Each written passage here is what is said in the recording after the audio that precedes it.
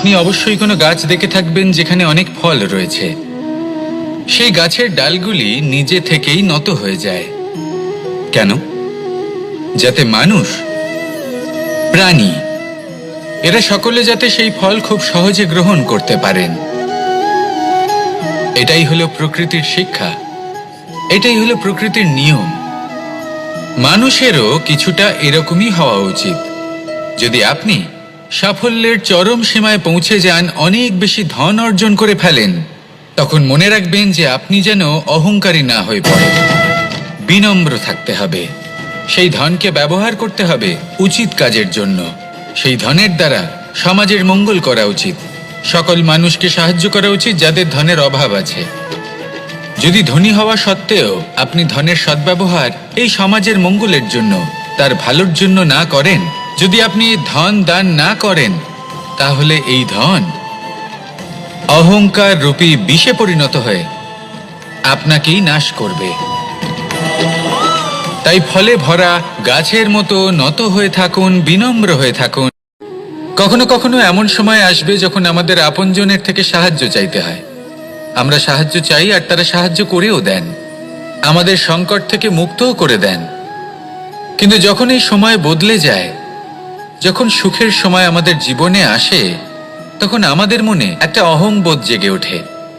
মনে হয় উপকার আবার কি, সেই ব্যক্তি সাহায্য করেছিলেন তাতে কি, উনি তো নিজের কর্তব্য পালন করছিলেন। সেই ব্যক্তি আমাদের ধন দিয়েছিলেন যখন প্রয়োজন ছিল, তো আমরা সেই ধন তো ফিরিয়ে দিয়েছি, উপকার কিসের? এই ভাবনা অনুচিত।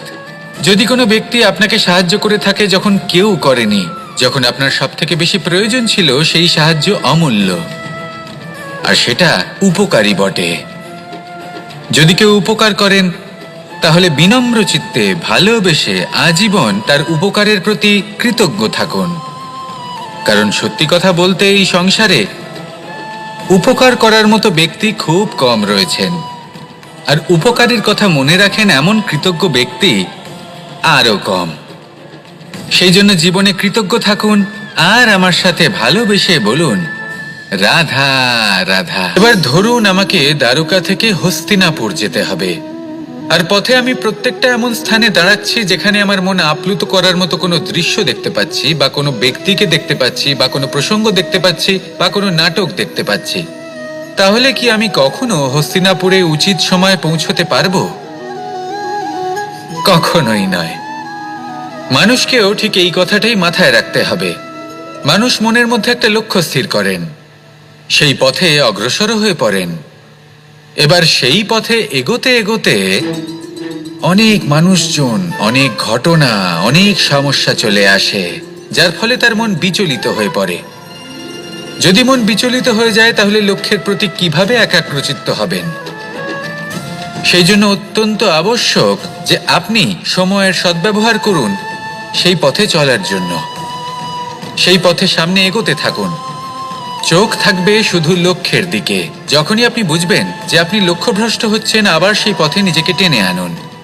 ঠিক এইভাবেই এগোতে থাকুন, সাফল্যের শিখরে গিয়ে পৌঁছন, আর সেখানে গিয়ে আনন্দের সাথে উচ্চ স্বরে বলুন, রাধা রাধা। এগুলো হলো নিম পাতা। যদি এগুলো চেখে দেখেন, তাহলে মুখ বিকৃত হবে। এগুলো কি তেঁতো খেতে, হে নারায়ণ! এর থেকে বেশি তিক্ত সংসারে আর কিছুই হতে পারে না। হয়তো আপনি এগুলো ফেলেও দেবেন, কিন্তু যদি এই স্বাদের ঊর্ধ্বে উঠে এই নিমের বিষয়ে আপনারা জানতে চেষ্টা করেন, তাহলে আপনি জানতে পারবেন যে এই নিম কতটা বেশি গুরুত্বপূর্ণ, কত গুরুত্বপূর্ণ ওষুধ, আর আমাদের শরীরের জন্য কতটা বেশি লাভজনক। এই নিম, এর মধ্যে অনেক রোগের উপশম নিহিত রয়েছে। এবার জীবনে আমরা বিভিন্ন মানুষের সাথে পরিচিত হই, নেত্র দ্বারা তাদের দেখি, কিন্তু তাদের আমরা খুব একটা পছন্দ করি না। সেক্ষেত্রে আমাদের কি করা উচিত? অন্তর মন দিয়ে তাদের দেখা উচিত। ওনাদের রূপ রং নয়, ওনাদের ব্যবহার, ওনাদের গুণাবলী দেখা উচিত। কারণ হতে পারে ঠিক যেমন নিম পাতা বাস্তবে খুব তেঁতো, কিন্তু আমাদের শরীরের পক্ষে লাভজনক, সেইভাবেই এইসব মানুষ যাদের দেখলে আমাদের ভালো লাগে না, যাদের রূপ রং আমাদের পছন্দ হয় না, হয়তো সেই মানুষগুলোই আমাদের জীবনকে পূর্ণরূপে পাল্টে দিতে পারেন। হতে পারে তাদের মধ্যে এমন ক্ষমতা রয়েছে, আমাদের সুখ, শান্তি, প্রেরণা প্রদান করতে পারেন, আমাদের দুঃখ হরণ করতে পারেন, আমাদের পথ দেখাতে পারেন। সেই জন্য যখনই কোনো ব্যক্তিকে দেখবেন, চর্মচক্ষু নয় অন্তর্মন দিয়ে দেখবেন, রূপ রং নয় গুণাবলী দেখবেন, মানুষকে আরো ভালোভাবে বুঝতে পারবেন। আর এই মন প্রসন্ন হয়ে বলবে, রাধা। আমি দ্বারকাধীশ এবং আমার সভাতে বিভিন্ন সময় বিভিন্ন ধরনের মানুষ আসেন, নিজেদের দাবি নিয়ে, নিজেদের ইচ্ছে নিয়ে। কখনো কেউ ভোজন চান, আবার কখনো কেউ ওষুধ, কখনো কেউ বস্তু চান, কেউ আবার চান বস্ত্র। কারোর জ্ঞান চাই, কারোর ধন চাই, আবার কারোর বাসস্থান। অনেক সময় আমি এই অনুরোধ, এই ইচ্ছে পূর্ণ করি না। এবার আপনি এটা ভাবতেই পারেন যে কৃষ্ণ তো তাহলে লোভী, ওর কাছে তো সবকিছুই রয়েছে, তারপরেও সে নিজের প্রজার ইচ্ছে পূর্ণ করে না, তাদের সমস্যাগুলি বুঝতে পারে না, তাদের সুখ স্বাচ্ছন্দ্য প্রদান করে না। আসল সত্য হলো এটাই যে কোনো সবল ব্যক্তি, যে কোনো গৃহস্থ ব্যক্তি যে কাজ করতে সক্ষম, তার পরিশ্রম দ্বারাই নিজের প্রয়োজনগুলি এবং ইচ্ছেগুলি পূরণ করা উচিত। এটা অত্যন্ত প্রয়োজনীয়। আর এগুলো তিনি করতে পারেন শিল্প, ব্যবসা, আচরণ অথবা জ্ঞানের ভিত্তিতে। এই পথে চলতে হবে, পরিশ্রম করতে হবে, তবেই সে কিছু অর্জন করতে পারবে। এবার এমন কোনো ব্যক্তি যার এই সব কিছুতে কোনো রুচি নেই, যে কিছুই করতে চায় না, সে কিছুই অর্জন করতে পারবে না। এবার এরকম কোনো ব্যক্তিকে যদি আমি কোনো বস্তু প্রদান করি, তাহলে কি হবে? সে পরাধীন হয়ে যাবে, আর সেটা উচিত হবে না। তাহলে কি করা উচিত? তাকে পথ দেখানো, তাকে বোঝাতে হবে যে কোন পথে চলে তুমি নিজের লক্ষ্য প্রাপ্ত করতে পারবে। শিল্প, জ্ঞান, আচরণ এবং ব্যবসা, এই পথে কিভাবে চলে সেটা শেখাতে হবে। আর আমি সেটাই করি। তার ফলে কি হয়? ব্যক্তি স্বাধীন হয়ে যায়। সংসারে সে যা চাইবে তাই প্রাপ্ত করতে পারবে, কখনো কারোর থেকে কিছু চাইবার প্রয়োজন পড়বেই না। এই কথাটা সবসময় মনে রাখবেন।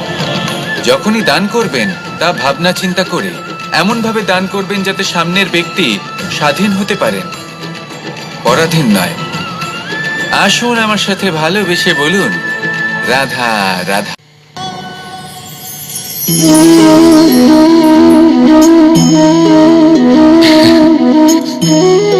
ঘুমের মধ্যে আমরা বিভিন্ন ধরনের স্বপ্ন দেখি, কিছু সুখের, কিছু দুঃখের, কিছু অত্যন্ত ভয়ানক।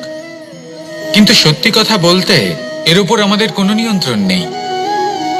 কিন্তু আমি এমনও কিছু ব্যক্তিকে দেখেছি যারা খোলা চোখে স্বপ্ন দেখেন এবং তা যাপন করেন।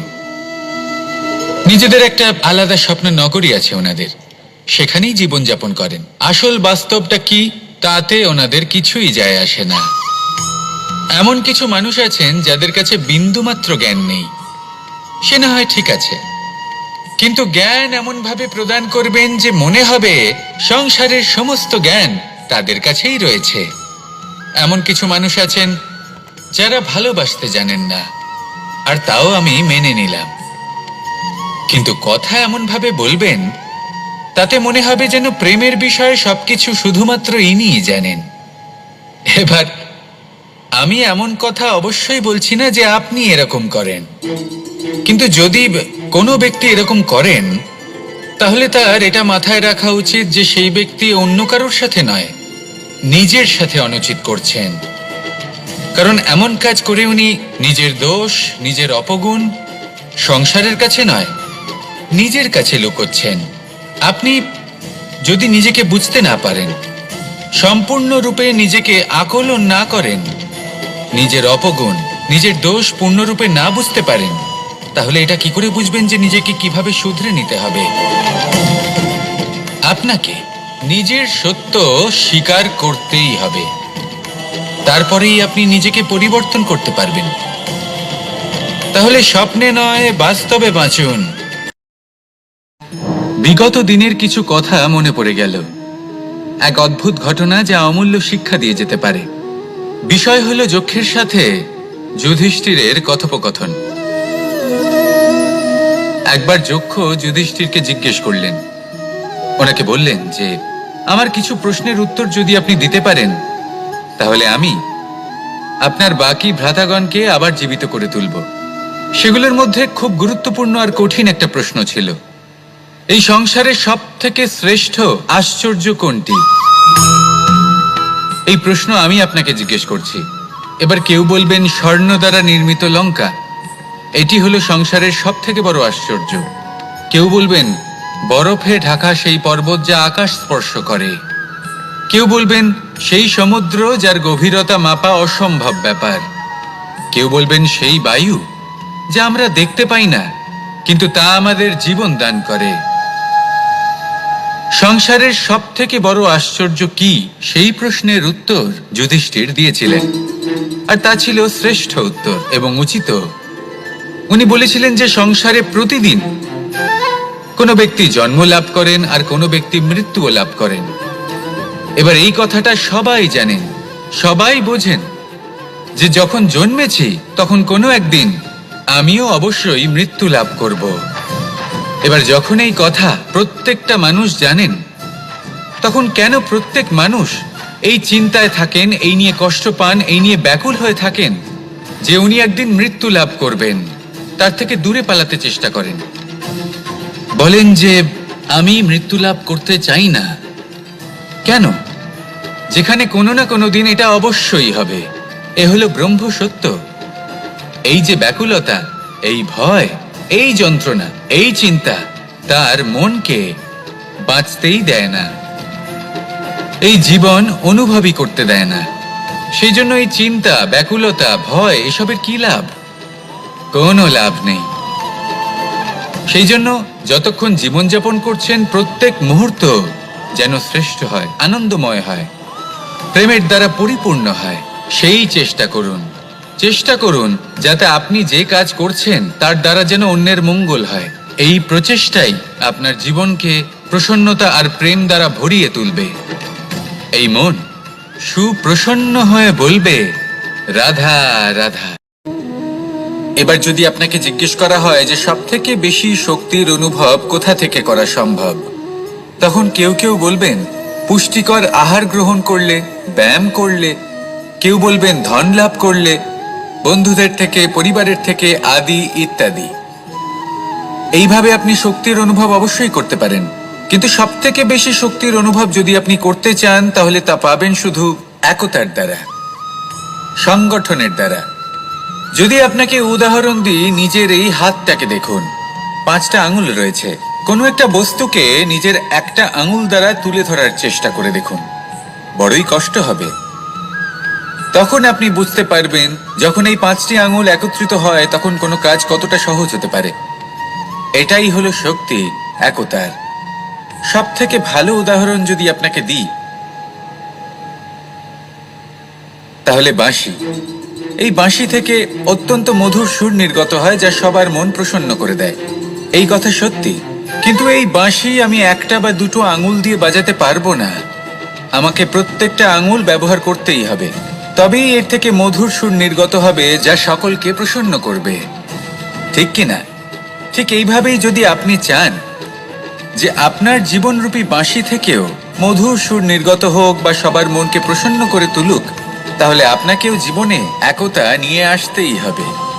আপনি একাও কর্ম করতে পারেন, পথ চলতেও পারেন, সামনেও এগোতে পারেন, সাফল্যও লাভ করতে পারেন। কিন্তু যখন সকলে একসাথে এগোবেন, সেই পথে চলবেন, সেই কর্মই করবেন, তখন লক্ষ্যে অবশ্যই পৌঁছবেন, সাফল্য অবশ্যই লাভ করবেন। কিন্তু সেই সাফল্য এবং তার আনন্দর সংমিশ্রণটাই একটু অন্যরকম হবে। তাই জীবনে ঐক্যবদ্ধ হন, একসাথে মিলে এগোতে থাকুন, আর আমার সাথে ভালোবেসে বলুন রাধা রাধা।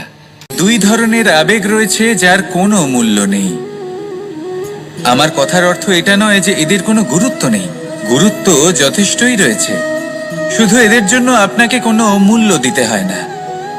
প্রথম আবেগ হলো আনন্দ, প্রসন্নতা। এটা আপনি যে কোনো জায়গায় খুঁজে পেতে পারেন যদি আপনি খুঁজে পেতে চান। আপনি কোনো পুষ্পের সৌন্দর্য দেখে প্রসন্ন হতে পারেন। বায়ুর কারণে যখন একটি বৃক্ষ শিহরিত হয় সেটা দেখে আপনি প্রসন্ন হতে পারেন। একটা ছোট্ট শিশুর কলরব শুনেও আপনি প্রসন্ন হতে পারেন। একটা ক্রন্দনরত বালককে হাসিয়ে আপনি প্রসন্ন হতে পারেন। সবকিছু আপনার উপর নির্ভরশীল।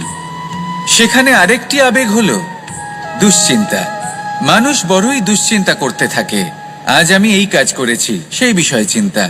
আজ আমি এই কাজ করতে পারিনি, সেই বিষয়ে চিন্তা। কাল আমাকে এই কাজ করতে হবে, সেই নিয়ে চিন্তা। আমি কি সেই কাজটা করতে পারবো, সেই বিষয়েও দুশ্চিন্তা। চিন্তা সর্বত্র রয়েছে, যার জন্য মূল্য দিতে হয় না। যত চান আপনি একত্রিত করতে পারেন। একটা গুরুত্বপূর্ণ কথা মনে রাখবেন, প্রসন্নতা জীবনের একটা নতুন সূত্রপাত। সেখানে দুশ্চিন্তা হলো জীবনের চিতার সমান। এবার এই দুটি আবেগ হলো মূল্যহীন, দুটোই আপনার সামনে আছে। কোনটা চয়ন করবেন আপনি, দুশ্চিন্তা নাকি প্রসন্নতা? সিদ্ধান্ত